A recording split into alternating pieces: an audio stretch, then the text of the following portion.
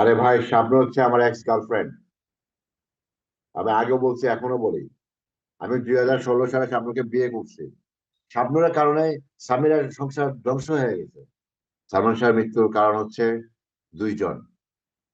এক হচ্ছে শাবনূর, আর জন হচ্ছে তার মা। চলবে না, ঢাকাই টাইম সিনেমার দিতে হবে, তাই ক্ষণচন্দ্র না? নায়ক সালমান শাহর মৃত্যু ঘিরে দীর্ঘদিনের রহস্য। এই রহস্যের শেষ কোথায় সেটি এখনও অজানা। তবে এই মুহূর্তে আমার সঙ্গে যুক্তরাজ্য থেকে যুক্ত আছেন এমন একজন মানুষ যিনি একসময় ছিলেন সালমান শাহর ঘনিষ্ঠ একজন। পাশাপাশি সালমান শাহ হত্যা মামলায় তাকে 11 নম্বর আসামিও করা হয়েছে। সেই রিজভী আহমেদ তিনি যুক্তরাজ্য থেকে আমাদের সঙ্গে যুক্ত হয়েছেন। আমরা সরাসরি জানবো তার কাছ থেকে আসলে সেই সময়ের ঘটনা এবং বর্তমানে তিনি কি পরিস্থিতিতে আছেন সেটি জানার চেষ্টা করব। রিজভী ভাই, আপনাকে আমি স্বাগত জানাচ্ছি। শুরুতেই জানতে চাই যে সালমান শাহর মৃত্যুকে আপনি কিভাবে বর্ণনা করবেন? সালমান শাহের মৃত্যু, এটা আমি বলতে চাচ্ছি আত্মহত্যা। কারণ এখানে অনেক কিছু আছে। এখন আপনাকে বোঝাতে হলে মিনিমাম 365 days লাগবে। I have no time for that. I try to explain to you very short time. Salman শাহের মৃত্যুর কারণ হচ্ছে দুইজন। এক হচ্ছে শাবনূর, চিত্রনায়কের শাবনূর, নিপো, আরেকজন হচ্ছে তার মা। ইমনের মা ইমনকে সবসময় ব্ল্যাকমেল করতো, ইমোশনাল ভাবে ব্ল্যাকমেল করতো। আর শাবনূর তো আছেই। শাবনূরের কথা পরে আসি। এত দীর্ঘদিন পরে আজকে আমি আপনাদের সামনে এসেছি বুক খুলে দুটা কথা বলার জন্য। আমার ভিতরে অনেক কষ্ট জমে আছে, যা আপনার মাধ্যমে আমি আপনাকে জানাতে চাচ্ছি। কষ্টগুলো হচ্ছে, আমি বাংলাদেশ থেকে আসছি 99-এ, ইউকে তে। আমাদের ফ্যামিলি সবাই আমরা ব্রিটিশ, আমরা সবাই এখানে থাকি। আর আমার মনটা খুবই খারাপ, কারণ আমার শাশুড়ি লাস্ট উইক সানডে রাত্রে ইন্তেকাল করছেন। তার 4 সপ্তাহ আগে আমার ওয়াইফের ছোট বোন, সেও ইন্তেকাল করছেন। আমরা খুব স্যাড পরিবারে আছি এই মুহূর্তে। আপনি যা প্রশ্ন করছেন সেটার উত্তর হচ্ছে, সালমান শাহের মৃত্যুর কারণ হচ্ছে শাবনূর। শাবনূর যদি আমাকে ব্ল্যাকমেল না করতো, ইমনকে ব্ল্যাকমেল না করতো, ইমোশনাল ভাবে এই আত্মহত্যা হতো না। এত বছর পর কেন আপনি বিষয়টা নিয়ে মুখ খুলছেন? কারণ আমাকে দেশে আসতে হবে, দেশে মাটিতে আসতে হবে, আমি দেশে আসতে পারতেছি না। এই ঝামেলার কারণে, আরো আমার ব্যবসা আছে, ব্যবসার কারণে সময় করে উঠতে পারতেছি না। আমি যখন ফ্রি থাকি তখন Bangladesh summer time very hot, হটের কারণে যেতে পারি না। আর আমি সবসময় বিজি থাকি, আমি কাজে কর্মে সবসময় বিজি থাকি। আমি প্রতিদিন 3 ঘন্টা ঘুমাই, আর বাকি ঘন্টা আমি কাজ নিয়ে ব্যস্ত থাকি। আপনি যে সালমান শাহ মৃত্যুর কারণ হচ্ছে শাবনূর। শাবনূরকে জিজ্ঞাসা করা হোক। শাবনূর শাবনূরকে আপনারা ধরেন, শাবনূরের কাছে সবকিছু বের হবে। আপনি যেহেতু দেশে আসতে চাচ্ছেন, আপনি দেশে আসার বিষয়ে কোনো আইনি পদক্ষেপ নিয়েছেন কিনা? হ্যাঁ, আমি আমার সলিসিটারের সাথে আলাপ করছি। সলিসিটার আমাকে বলছে as soon as possible you can fly from London to Bangladesh, welcome to Bangladesh। আমার সাথে তারেক জিয়ার কথা হয়েছে, এবং আরো রাজনীতিবিদদের সাথে কথাবার্তা হয়েছে। তারা বলছে you most welcome to Bangladesh any time. আর আমার মামলাটা তো এটা অনধিকার প্রবেশ, এটা ছোট্ট একটা 420 মামলা দিছে, পরে এটা মার্ডার কেস গেছে। তো আমি এটা হাইকোর্ট করে এটা বিশেষ করে ফেলবো, ওই যে 1 উইক টাইম। রিজভী ভাই, আপনি এর আগে একটি সাক্ষাৎকারে বলেছেন সালমান এবং সামিরার দাম্পত্য কলহের কারণ ছিল চিত্রনায়িকা শাবনূর। এই বিষয়ে আপনি যে কথা বলছেন সেই বিষয়ে কি আসলে আপনার কাছে কোনো তথ্য আছে কিনা, নাকি আপনি জাস্ট এটা শুনেছেন? আরে ভাই, শাবনূর হচ্ছে আমার এক্স গার্লফ্রেন্ড। আমি আগেও বলছি, এখনো বলি। আমি 2016 সালে শাবনূরকে বিয়ে করছি। আমরা 2 বছর সংসার করছি, তারপর আমাদের ডিভোর্স হয়ে গেছে। শাবনূর শুধু টাকা চায়, টাকা টাকা, বিলাসিতা। I work for her for money. I have no time for wasting for woman. শাবনূরের সঙ্গে আপনার বিয়ের সম্পর্কটা এটা কখনো প্রকাশ্যে আসলো না কেন? এটা সম্পূর্ণ গোপন রাখছি। ও রাখছে, আমিও রাখছি, আমরা প্রকাশ করিনি। আজকে প্রকাশ করতেছি। আমি চাই আপনারা সঠিক যে তথ্যটা আছে সেটা প্রকাশ করেন। জনগণের ভিতরে যে ঘৃণাটা জন্মাইছে আমাদের উপর দিয়ে, সেটা আপনি প্রকাশ করে দেন। যে আসল ঘটনার নায়ক নায়িকা হচ্ছে শাবনূর, নিপো। ওকে আপনারা জিজ্ঞাসাবাদ করেন, দেশে আনেন, আমার সামনে আনেন। আমরা বসি, বসে আলাপ করি, সবাই গ্রুপ করে আসেন, দেখেন কার কথা সত্য কার কথা মিথ্যা। এখন যেটা এটা কবর থেকে লাশ উঠানো হয়েছে ময়না তদন্ত করার জন্য, দেখেন টেস্টে কি আসে। ইমনকে শাবনূর সবসময় খুঁচা দিয়ে কথা বলতো, এই তুই এটা করেছিস, এই তুই এটা করেছিস, তোর বউ এটা করেছে, তোর বউ এটা করেছে, তুই আমাকে গায়ে হাত দিস কেন, তোমাকে চুমু দিস কেন। এইগুলা কেয়ামত থেকে কেয়ামত ছবি পরেই এই ঘটনা ঘটছে। আমি শুধু এটা একটা কথা বলতে চাই যে সে কুমকুম মামার যে কথাগুলো বলতেছে, মামা রাইট, নীলা চৌধুরী যে কথা বলতেছে এইটা রাইট, বিল্টু যেটা বলতেছে এইটাও রাইট, সবকিছুই রাইট। আমি চাই সত্য এটার সত্য উদ্ঘাটনটা হোক, আসল ঘটনাটা কি। এটা ইমোশনাল ব্ল্যাকমেল করে তাকে তাকে খুন করা হয়েছে। কিন্তু রিজভী ভাই, আমরা তো জানি যে আসলে শাবনূর এবং সালমান শাহর সম্পর্কটা ভাই বোনের মতো ছিল। না, এটা সম্পূর্ণ মিথ্যে কথা। আপনারা কি জানেন, মিডিয়া কি জানেন? মিডিয়া কিচ্ছু জানে না। আপনারা খালি ব্যাক সাইডটা দেখেন, কিন্তু ইনসাইডটা দেখেন না। রিজভী ভাই, আরেকটা বিষয় একটু জানতে চাই, যেহেতু আপনি বলছেন যে সত্যটা সবার সামনে প্রকাশ করতে, আমরা অবশ্যই সত্যটা সবার সামনে প্রকাশ করতে চাই, কিন্তু আপনার কাছে শুধু আমি শাবনূর প্রসঙ্গে একটা বিষয় জানতে চাই, সবশেষ আপনাদের কবে যোগাযোগ হয়েছিল? আমার সাথে ডেলি কথা হয়। শাবনূরের পরবর্তী সংসার যেটা আছে, যে যেখানে আমরা জানি সে এখন সন্তানকে নিয়ে একা থাকছে, এখনো আপনার সঙ্গে কথা হচ্ছে? এখন আমার সাথে যোগাযোগ আছে, আমার সাথে কথা কেন হবে না? আমি তার হাসবেন্ড। আপনি সালমান শাহর মৃত্যু নিয়ে যে বিষয়গুলো বলেছেন এবং আপনি এর আগে আদালতকে যে সাক্ষী দিয়েছিলেন, সেইটার সঙ্গে কিন্তু আসলে কোনো মিল নেই। তো এখন আপনি যে বিষয়টা বলছেন, এটা কখনো আদালতকে আপনার জানানো হয়েছিল? অবশ্যই জানেন, ম্যাজিস্ট্রেট অবশ্যই সবকিছু জানেন। এর আগে আমি সময় টেলিভিশনে ইন্টারভিউ দিয়েছিলাম। আহ, আহ, তারপরে আরো কয়েকটা ইন্টারভিউ আমি দিয়েছিলাম। প্রত্যেকটা ইন্টারভিউতে আমি বলে আসছি, কিন্তু এখন আমি আর পারতেছি না। আমার বাবা মারা গেছে, মা মারা গেছে, আমার ওয়াইফের ছোট বোন মারা গেছে, আমার শাশুড়ি মারা গেছে। ইমোশনাল ভাবে আমি খুব কষ্টে আছি ভাই। আমি বাংলাদেশে আসতে চাই। বাংলাদেশ গভর্নমেন্ট যেন আমাকে পারমিশন দেয় free to go. Tareq Zia যেহেতু 17 বছর পর দেশে গেছে, আমি আজকে 26 বছর ধরে বাংলাদেশে যাই না। 26 years I miss my country. Do you believe that? যেহেতু এটি একটি আলোচিত মামলা, তো আপনার কি মনে হয় না যে আসলে আপনি যদি এই মুহূর্তে দেশে আসেন, আপনাকে আহ, গ্রেফতার করা হতে পারে বা আপনাকে আইনি জটিলতায় পড়তে হতে পারে?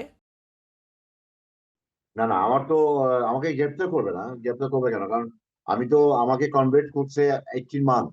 ইয়া, I already down to 9 months in the prison, right? So 9 months I go to high court, then I go to bail bond. This is a 420 case, অনাধিকার প্রবেশ। অনাধিকার প্রবেশ, এইটা এইটা দিয়ে সূত্রটা শুরু হয়েছে। আপনি আমার বাড়িতে আসছেন, আপনাকে আমি চিনি না, আপনি পরিচয় দিচ্ছেন, আপনাকে আমি চিনি না, পরে আপনি অ্যাডভান্টেজ দিচ্ছেন।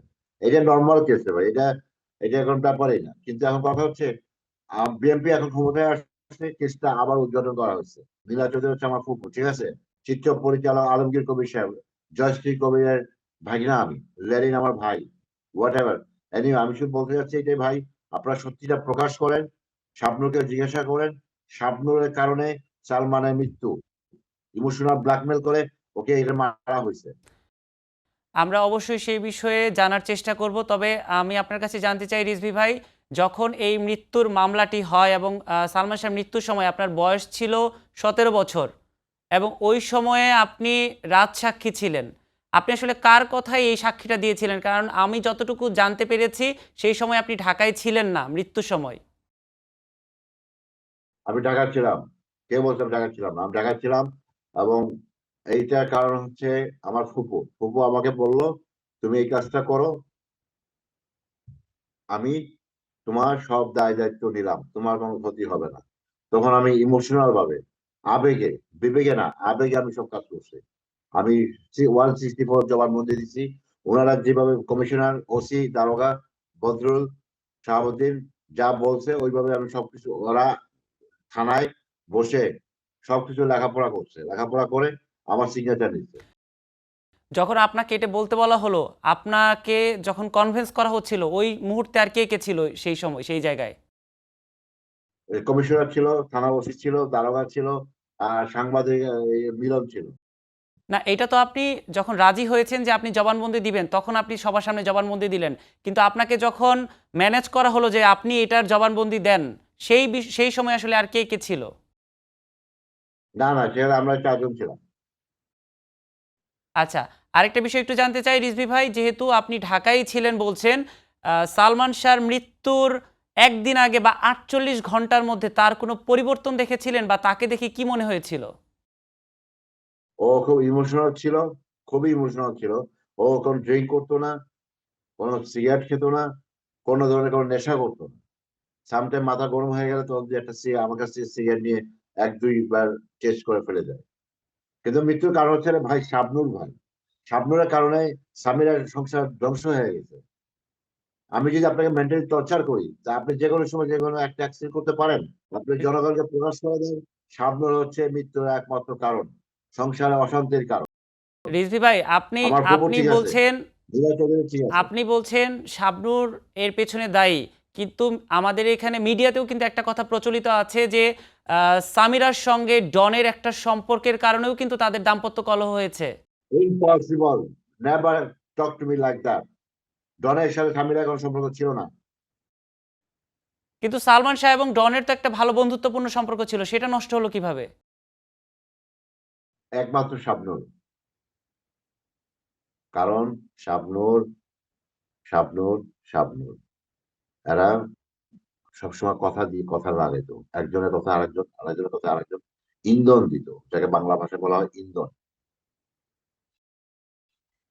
আচ্ছা রিজভী ভাই, যেহেতু আপনি দীর্ঘ সময় দেশের বাইরে আছেন এবং এখানের পরিস্থিতি নিশ্চয়ই আপনি দেখছেন যে সালমান শাহর মামলা নিয়ে কিভাবে সালমান ভক্তরা এবং তার পরিবার কতটা সোচ্চার আছে এখানে। সেই বিষয়টা নিয়ে কি বলতে চান? মা সন্তানের জন্য কাঁদবেই। আমারও সন্তান আছে। আমার বাবা-মা চলে গেছে। আমি বুঝি পেনটা কি জিনিস। ভাই আপনার কাছে একটা অনুরোধ, এটা সরকার, এটা সরকারিভাবে পারেন, যেভাবে পারেন এটা প্রকাশ করেন। এটা আত্মহত্যা এবং এই আত্মহত্যার কারণ হচ্ছে শাবনূর। সামিরার কোনো দোষ নাই। ডন ভাইয়া খুব ভালো মানুষ। ওনার উনি এগুলোর ভিতর নাই। উনি অন্যরকম মানুষ, মাটির মানুষ। ডন হচ্ছে মাটির মানুষ। হ্যাঁ, এখন আপনি পয়েন্টে আসেন, কিভাবে সে মাটির মানুষ। কারণ ও খুব ক্লোজ ফ্রেন্ড, ও মানুষের সাথে খুব ভালোভাবে মিশতে পারে, কথা বলতে পারে। ডনের উপর আমার কোনো আক্রোশ নাই। ডনের উপর আক্রোশ হচ্ছে আমার ফুপুর।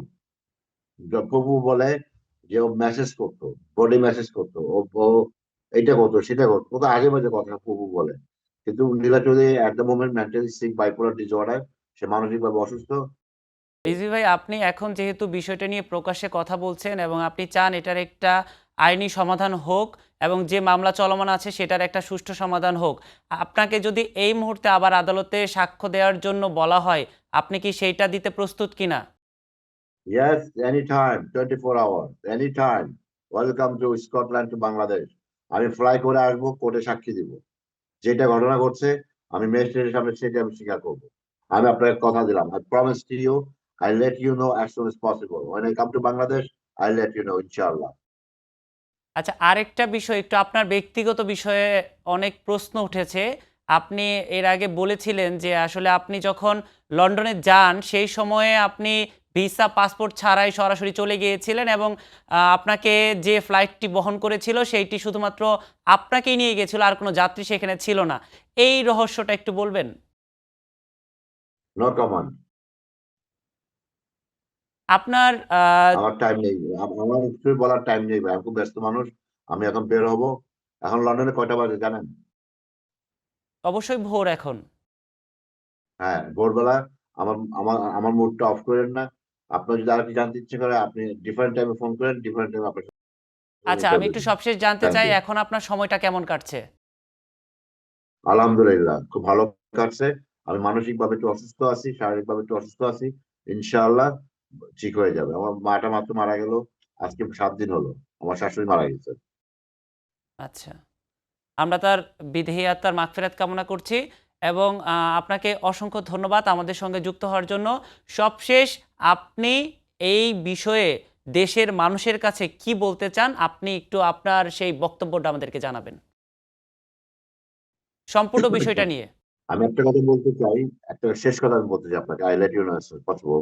আপনারা প্রকাশ করেন এটা আত্মহত্যা। আত্মহত্যার কারণটা হচ্ছে শাবনূরের প্রেম কাহিনী। শাবনূরের সাথে আমারও সম্পর্ক ছিল। আমি কখনো বলি নাই আই লাভ ইউ। ইমোশনাল আপনাদের সম্পর্ক ছিল। সম্পর্কটা তো আপনি বলে নাই বলছেন আই এখনো লাভ ইউ। যোগাযোগ আছে এবং আপনি বলেছিলেন যে সে রাজি থাকলে আপনি আবারও তাকে বিয়ে করতে চান। আরে ভাই, বিয়ে জীবনে একবারই হয়, ২ বার হয় না। আমি ব্রিটিশ, আমার মাইন্ড ব্রিটিশ। বাঙালির বুদ্ধি নিয়ে আমি চলি না।